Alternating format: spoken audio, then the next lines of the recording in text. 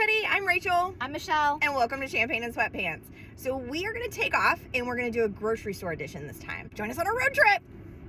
We are headed over to our local grocery store this morning, a little road trip for you all, because we're going to do something a little different. I don't know about you, Rachel, but after the holidays, my wallet hurts a little bit. A little bit. But we have a lot of things coming up to celebrate. There's Valentine's Day coming up, there are birthdays coming up, all the things. So we are gonna go try the least expensive champagnes. We're talking bottom shelf. It's got a sparkly label. We're not sure if it has a label. I mean, we're going with the cheapest of the cheap, and we're gonna try it for you guys. I don't know if I can do it. It kind of hurts my soul a little bit. I'm excited. Can we just get some boob too while we're at it? Nope. We're gonna go bottom shelf, baby. Oh, woo! Okay. More to come. It is very much southern cold today, so we're gonna go inside. We're gonna get bottom shelf champagne, cheapest of the cheap. Cheap. I don't know if I could do it. And it's gonna be amazing. We're gonna try it for you guys, so come shopping with us. What's this one? Is this even it doesn't even look bubbly. Okay. Oh, it's kind of bubbly. It's $8.99. It doesn't look bubbly. I feel like this is a scary option. Do extra. Well, we can do a brut, or we can do a spumante, we can do an extra dry. Let's stick with all brutes, maybe, because Okay, then so it'd be a better comparison. I got a Cook's California champagne, which shouldn't be a thing because it should be sparkling wine, which it is. This is sparkling wine as well. It looks like all of our really cheap options are actually sparkling wine, which They're all is sparkling wine. Yes, but it can't be champagne unless it's that from is very interesting. France. So they call it a California champagne, but on the back label it does say sparkling wine. Yep. So We could just buy like one really. no, put Can your we move just back. get one? Put your Just one? put Just your one? no. Just Put one? it away. She's not listening. There's rules. There's rules. You have to follow the rules. I don't like this All right, one. we're going sparkling wine because that's the bottom shelf. Right. All right, if we're going back sparkling wine, it is literally the cheapest one here. All right. All right. These are our options. So we have, let's see, we have $8.99, we have we have $10.99, $10.99, and we have $10.99. and we have $10.99. All right, let's do it. Wish us luck. We're gonna do a different take on this. We're gonna do a blind taste test. So we're putting it in paper bags because this is gonna be the Suburban Bodie. Suburban mom. That is hysterical. The Suburban So mom. now this is the Suburban Mom Bodie. All right, blind taste test in our bags. Hi everybody, we're back with our grocery store haul. So we know what we bought, but what we're gonna do, we're not gonna look at them. We're not gonna see where they're from, what their ABV is. We're not gonna do any of that yet. What we're gonna do is we're gonna have mysterious husband. He's gonna take them. He's gonna put them in their numbered photo bag, and he's going to pour them. And then we're gonna try them. Let's pop these bottles. Let's pop them. All right. Let's see.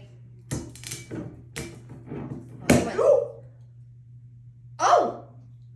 That just screws off. That was interesting. Didn't anticipate Wait. that. Really glad that didn't hit my ceiling. Does it screw back on? Nope. Okay. This is a one and done. Okay. Well, that was interesting. Okay, I got the screw tops.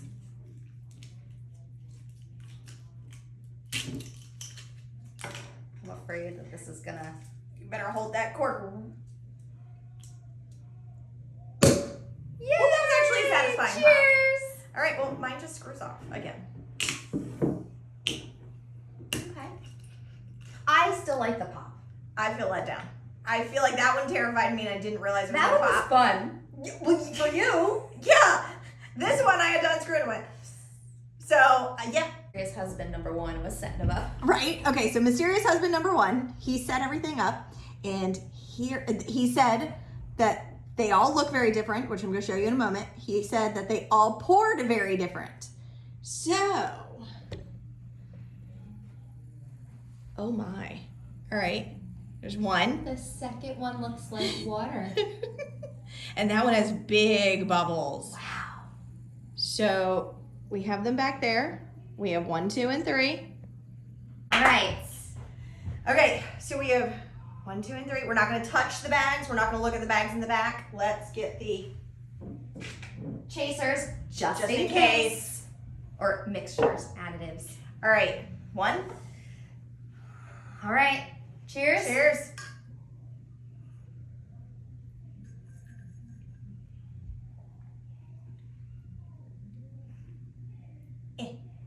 It's not too sweet. I was a little worried everything was going to be a little too sweet. It's definitely not sweet. Mm-mm. I don't mind the bubbles either. They feel really nice on the tongue. They're not too big, not too small. I think there's a lot of bubbles. Mm-hmm. They're not big bubbles. They're not like those burpy bubbles, which I'm wondering about. There's a lot of bubbles. There's but a they lot of feel bubbles. nice. But it's almost like having a soda with that, Yeah. the bubbliness, how it is in your mouth. Okay. Okay, so number 1, I don't really like the after flavor, to be quite honest. It's got a very strong aftertaste to it. It's Mhm. like, which most of the stuff that we end up drinking does not. correct. You want to try number 2, which is tap water. Let's try the extraordinaire? water with mini bubbles. Ah! I'm just smelling it. Oh. Cheers. It has a Oh, smell. it has a smell. Oh, I don't like the smell. I don't even know how to place the smell. Like I don't know how to describe it. It's Oh, it tastes the way it smells. If you had a flat sugar soda, that's what that is. that is very sweet. A flat berry soda. Yes. That is very, very sweet. And very, I mean, you can tell there's very little bubbles in it. There's very few bubbles. It almost tastes like a almost flat champagne. Like if you've had champagne open for a while There's nothing and then champagne you pour. about this. No, this but is the sad. flatness of it. The- tastes oh. flat. 100%. It tastes like, to me, it tastes like a very, very sugar sweet berry soda that went flat and you didn't realize it until you opened it. Everything about this is horrible. It's very berry. Yep. Very, very forward. Berry, and like artificial berries. Like, Yep. I would expect the label to have like purple fruits all over the front of it. And there's like no bubbles. There's in it nothing in whatsoever. it. Okay. Number 3. Cheers. Cheers. Okay. It smells more broody. It smells much more broody. Oh, that has big bubbles. Mm-hmm. Like I'm already trying not to burp. That's very burpy bubble. I don't like this.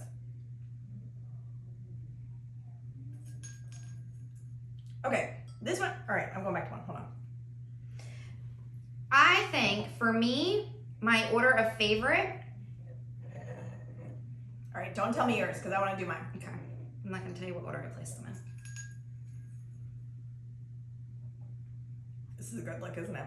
Just 1 in each hand. I don't know though. I went back and forth. I'm not gonna lie. My number 1 and number 2 are so close, Me too. which we know that.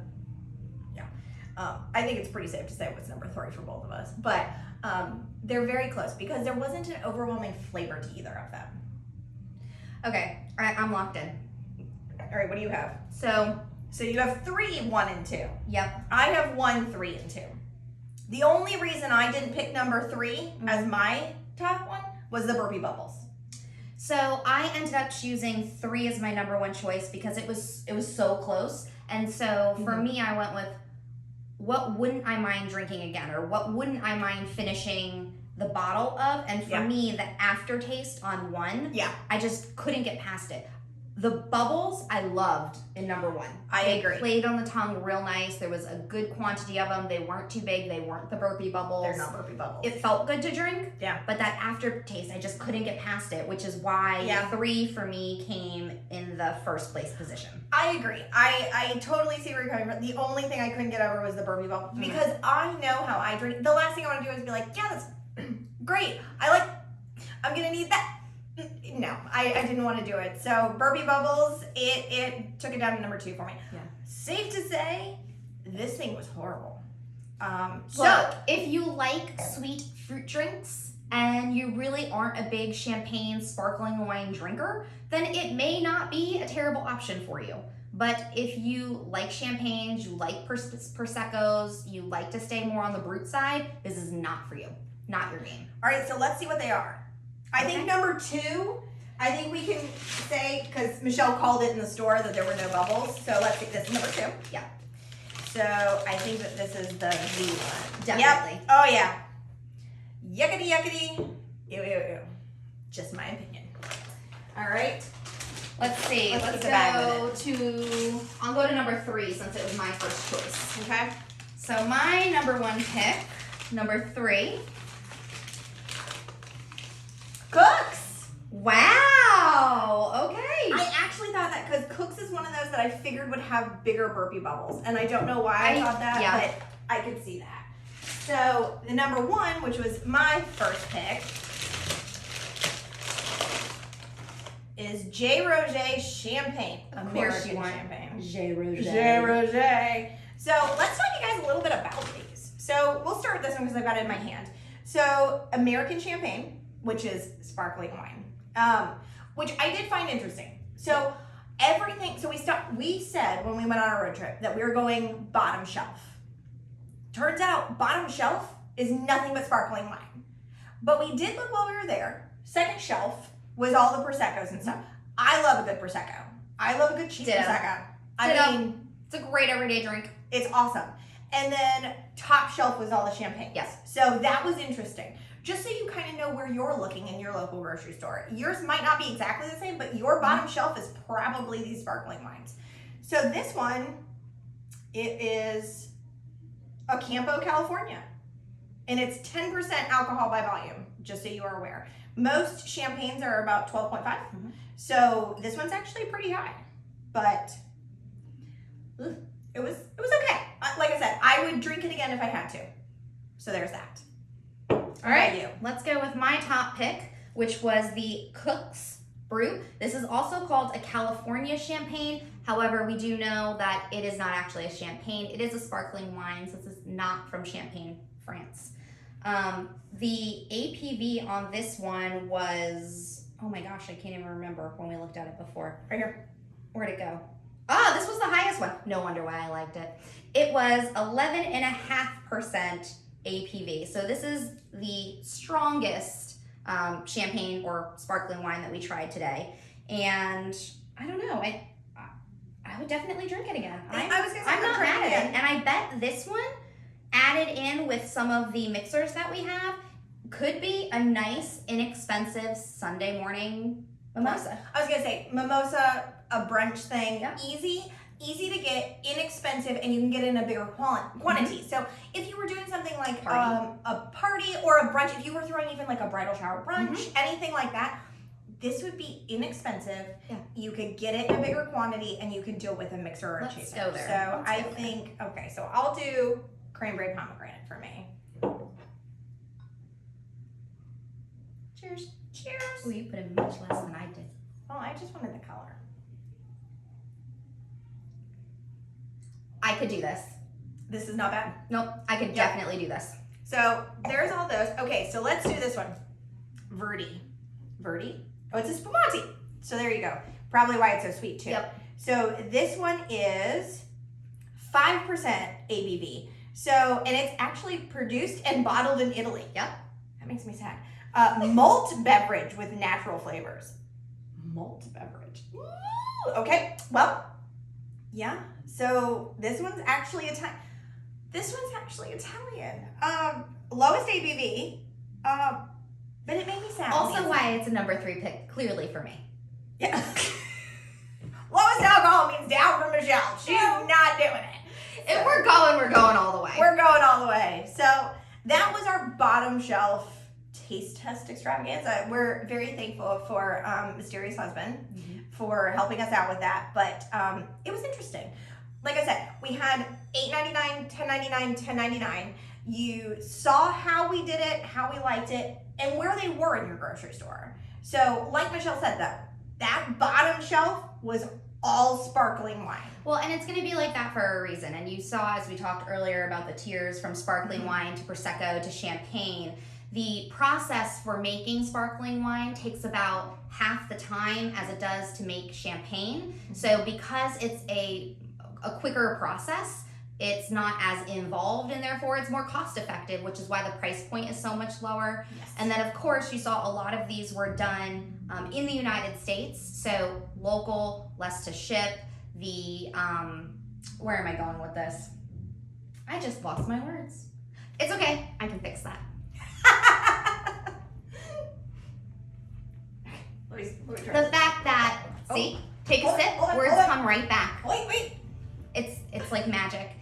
The fact that they're produced more locally, some in Italy, but more locally, it's not from the Champagne region in France. And being in the Champagne region is what makes a champagne. And because that region is so limited, that right there is also gonna up the price on us. So that's also one of the reasons why there's such a difference in price between the sparkling wines and the champagnes. And that's also why a Prosecco is different. Usually tastes a lot more like a champagne, but it can't be classified as a champagne. It's not from that region. But that's why I think one of our favorites, it's just an easy Prosecco. It's a little bit cheaper. It is more on the champagne, less on the sparkling wine side. We'll do a taste test on Proseccos in one of our next videos, so keep following along if you'd like to see more. With that, we already popped our bottles. We did. But go pop yours. We'll see you next time. Bye. Cheers. Cheers.